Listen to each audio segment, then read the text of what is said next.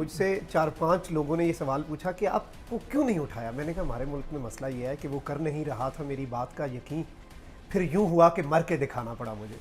नहीं, मुकदमा हुआ है। I mean I was representing you in one of the criminal cases. वो एफआईए के नोटिस सारे, फिर उसके बाद मुकदमे, फिर अभी हमने देखा ये पीएनआईएल और पीसीएल और ईसीएल में नाम डालना, वो भी ये बड़ी सारा कुछ क्या है? ये सब कुछ तंग करने के ही टैक्टिक्स है। लेकिन मैं तो बड़ा पॉजिटिव आदमी हूँ। मुझे तो लगता है कि अभी मुझे जब इन्होंने पीसीएल ईसीएल इन सारे मुल्क से बाहर जाने पे पाबंदी लगाई और ये मुझे पता चला जब मैं मुल्क वापस आया, खुद चल के आया, तो मैंने उधर भी वो जिस अफसर के पास में बैठा उसने मुझे बताया कि आपका, मैंने कहा देखो मैं बड़ा ऑप्टिमिस्टिक सा बंदा हूँ, बड़ा खुश रहने वाला बंदा हूँ, तो तुम बता देना अपने भी कोई ऊपर हुआ उसे कि मैंने इसे भी बहुत पॉजिटिवली लिया। ये ऐसी है जैसे आपका प्यारा बड़े अरसे बाद आपके घर आए, आपके रिश्तेदार आते होंगे आपके पास रहने दूसरे शहर से, तो आप उन्हें क्या कहते हैं? उनका सामान रखते हुए आए अपनी मर्जी से हो, जाओगे हमारी मर्जी से। तो ये तो उनका प्यार है। देखिए, और मैं आपको हकीकत एक बात बताऊं, मैं अपने ज़माने तालिब इल्मी में जब मैं यूरोप में पढ़ रहा था, मैं हर 3 महीने बाद पाकिस्तान आता था। नॉर्मली स्टूडेंट्स नहीं आते, 6 महीने साल बाद आते हैं। तो मैंने ये जो 11-12 महीने बाहर गुजारे तो मेरे लिए बड़ा मुश्किल था। और वो इसलिए भी क्योंकि जाहिर बात है, वो एक गाना अगले दिन किसी ने लगाया हुआ था, तो मुझे वो अपने ऊपर बड़ा वो था कि तेरे पिंड दी कच्चियां सड़कों तो मैं मोटरवे कुर्बान करा।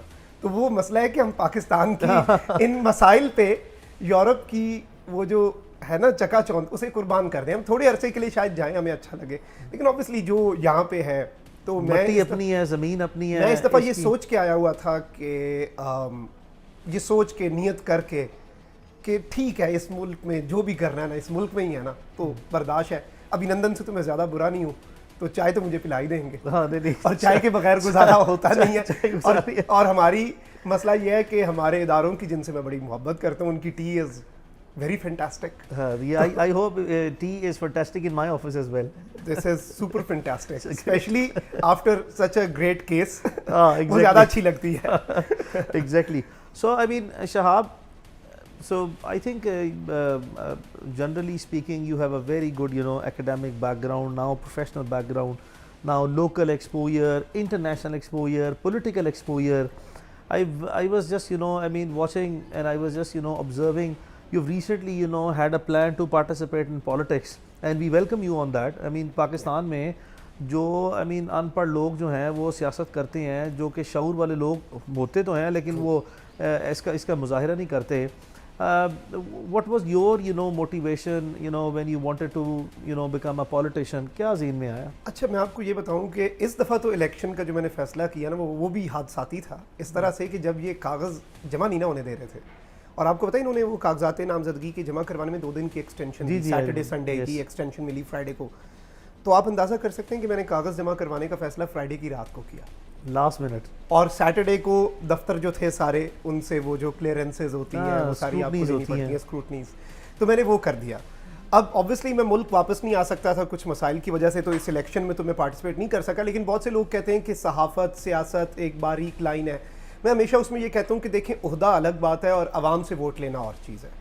जैसे एक सहाफ़ी का भी वोट तो है ना, फोर्स है, उसी तरह से एक कॉन्स्टिट्यूशनल राइट है आपका इलेक्शन कॉन्टेस्ट करना। और आपको चलें, आप पाकिस्तान नहीं, आपको महज़ब मुआशरों में भी, वेस्ट में भी मिसालें मिलेंगी सहाफ़त से सियासत तक का सफ़र। तो मैं हमेशा ये बात करता हूँ कि ना तो मैं उससे हटूंगा, और अल्लाह करे अगले इलेक्शन, नहीं इंशाल्लाह, हाँ, मैं पूरा इरादा रखता हूँ। बल्कि मैं तो सरगोदा में इलेक्शन ऑफिस जो है बहुत जल्द उसका भी इफ्तिताह करने जा रहा हूँ। तो इंशाल्लाह we are starting a secretariat. नहीं, वी वेलकम यू। सो क्या सियासत में आके मुल्क के लिए, माशरे के लिए, एक सियासतदान का आम काम जो है वो पार्लियामेंट में जाना, नेशनल या प्रोविंशियल असम्बली में लेजिस्लेशन करना है।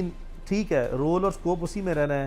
What are your aims and objectives for the people of Pakistan? क्या ज़हन में आता है? कोई होती है ना इंसान की मोटिवेशन कि मैं मुल्क के लिए, मट्टी के लिए, लोगों के लिए करना चाहता हूँ, या ये ओहदों के लिए, या जो उनसे आगे बड़ा आदमी बनने के लिए क्या ज़हन है? देखिए, बड़ा आदमी मैं समझता हूँ वैसे जितना आसान काम सहाफ़त है ना, आपने सिर्फ बोलना है, और आपने सियासत में तो फिर आप सामने आ गए ना, आप पंचिंग बैग बन गए, you are a punching bag, you are presenting yourself to be a punching bag. आप अपने आप को वॉलंटियर कर रहे हैं उसके लिए।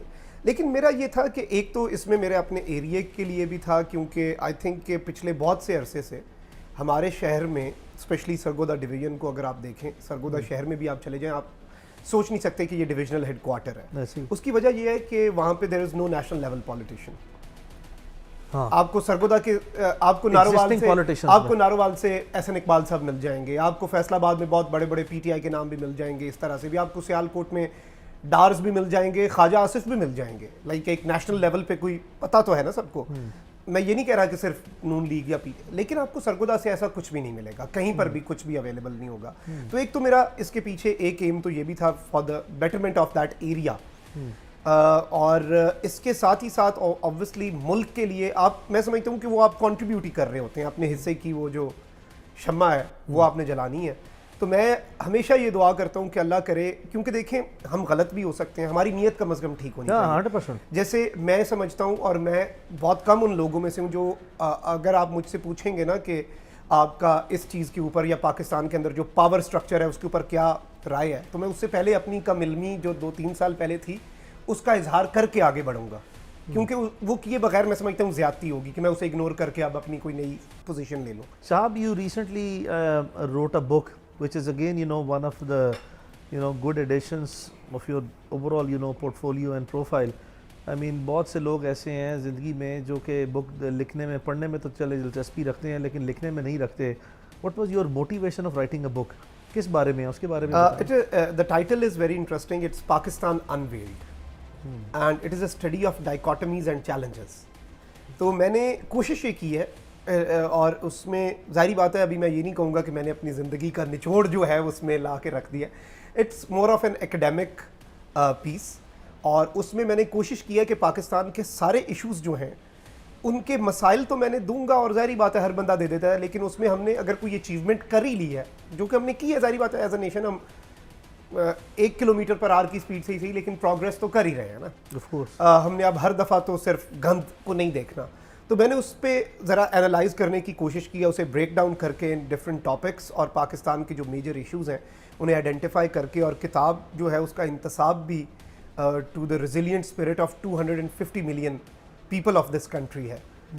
क्योंकि बड़े रेजिलिएंट लोग हैं, जो कुछ हमारे साथ हो रहा है उसके बावजूद भी हम हंस खेल रहे हैं, खड़े हैं और इंजॉय कर रहे हैं। आप देखें कि हमारी कौम जो है बड़ी रेजिलिएंट है, हमने क्या कुछ नहीं देखा। डू यू थिंक सो कि पाकिस्तानी सोसाइटी जो है इज चेंजिंग फॉर गुड?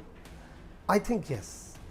अब जाके हम कह सकते हैं कि वो जो कहते हैं ना कि नाजुक दौर जो है ना हकीकी मानों में तारीख का यह है। वैसे मैं आपको ये बताऊं कि एक दफ़ा मैंने हसन निसार साहब का इंटरव्यू करना था, and it was my first time बोल पे, और मुझे रिसर्चर ने पहली दफ़ा, नॉर्मली मैं क्वेश्चंस नहीं देखता, लेकिन मैंने कहा दिखाओ तो सही आज तुमने क्या किया, तो उसने 3 सवाल लिखे।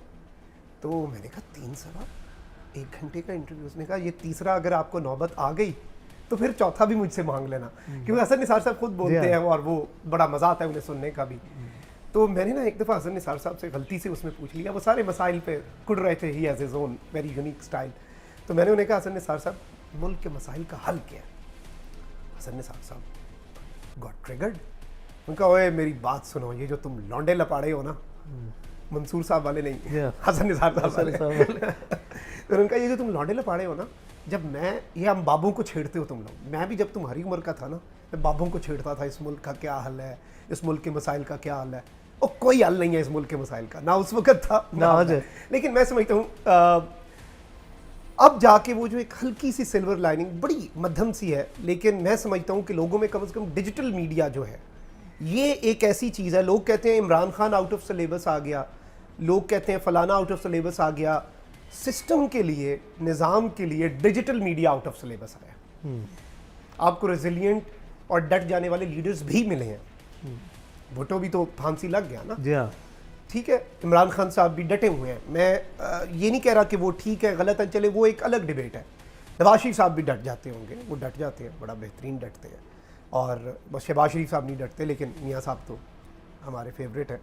तो मैं आपको ये बताऊँ, मसला ये है कि ये जो पूरी सिचुएशन है, इसे अगर हम देखें तो असल चीज़ जो है ना, मैं डिजिटल मीडिया ने पूरा लैंडस्केप बदल दिया। Basically, it is a game changer. Game changer.